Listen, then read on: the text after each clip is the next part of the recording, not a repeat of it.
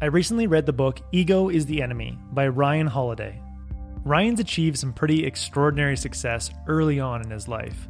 He became the director of marketing for American Apparel at age 21, and he is now a best-selling author of 4 books at the age of 29. With all the success, he's got to experience and be witness to the destruction of unchecked ego. Ryan sees ego as such a threat to his long-term success that he's put a constant reminder on his arm, a tattoo that reads, "Ego is the enemy." So what exactly is ego and why is it such a bad thing? Ryan defines ego as an unhealthy belief in our own importance. Ego takes a concern of self-image and turns it into an obsession. It takes confidence and turns it into arrogance. Hall of Fame basketball coach Pat Riley calls it the disease of me. But why does ego have to be the enemy? And how is it bad enough for Ryan to get a tattoo on his arm to remind himself each day? Ryan says that ego is the enemy because it sabotages our long-term goals, and it distracts us from achieving mastery in our craft. Here are 3 ways you can notice ego working against you. First, ego shows up when you aspire to do something great. Ego gets busy, seeking out constant approval from others around us. It's always asking, what are people thinking about me? It prefers talking about what you're going to do rather than actually doing it. In the book, Ryan details the story of author Emily Gould's battle with the ego. As she tried to write her book, she found herself constantly updating her social media pages and her blog. She says, "I tumbled, I tweeted, and I scrolled. This didn't earn me any money, but it felt like work." She did everything but focus on the work. The thought of going silent and doing the work that she would later be proud of was scary. For an entire year, she made little to no progress on her book, as her ego stayed overly concerned of what her Twitter followers might be thinking. The second way ego shows up in our lives is when we experience noteworthy success. After achieving something great that impresses people, like launching a successful business or winning a sports championship, our ego leads us to believe that all future endeavors are likely to be a success. Instead of remaining focused and building upon our previous success, we have the tendency to become overconfident in our abilities and take on too much. In the book, Ryan details the story of Howard Hughes.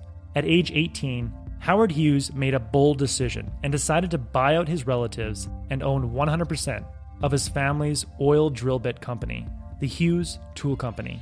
It turned out to be a brilliant move, a huge success. The company grew from a $1 million business into a $1 billion business.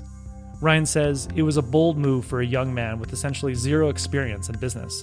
And it was with similar boldness that over his career, he would create one of the most embarrassing, wasteful, and dishonest business track records in history. That huge initial success led Hughes to believe that he could succeed in almost any business. He went into aviation, film, and stock trading. Although Howard Hughes would be known as an early pioneer, he ultimately squandered most of his wealth over a lifetime. And near the end of his life, a biographer would depict a scene of Hughes sitting naked in his favorite white chair, unwashed, unkept, working around the clock to battle lawyers, investigations, and investors in an attempt to save his empire and to hide his shameful secrets. His ego, fueled by early success, led to the waste of his time, talent, and money. The third way ego shows up in our lives is when we experience failure or setback. At this point, ego shows up just in time to save face and dodge responsibility. In an effort to defend our ego, we lose sight of what we've worked for and erode the progress we've made to this point. Ryan illustrates this by telling the story of American Apparel founder Dov Charney. Ryan says, after losses of some $300 million and numerous scandals, the company offered him a choice: step aside as CEO and guide the company as a creative consultant for a large salary, or be fired. He rejected both options and picked something much worse. Instead of helping his company find better leadership and bring the company back to greatness, he decided to create an internal war. He sued the company and brought the company to the edge of bankruptcy, from which it may never recover.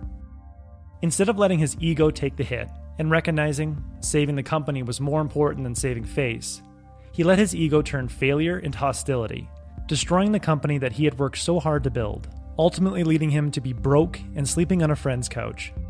In all 3 phases, ego distracts you from focusing on doing the work and producing something that you can be proud of. So if ego is the enemy, how do we defeat it?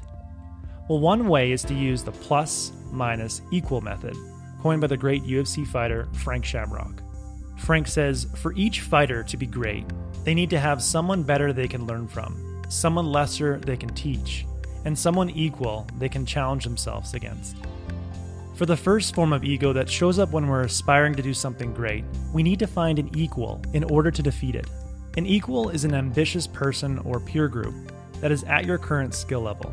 An equal can also be a competitor that pushes you to improve.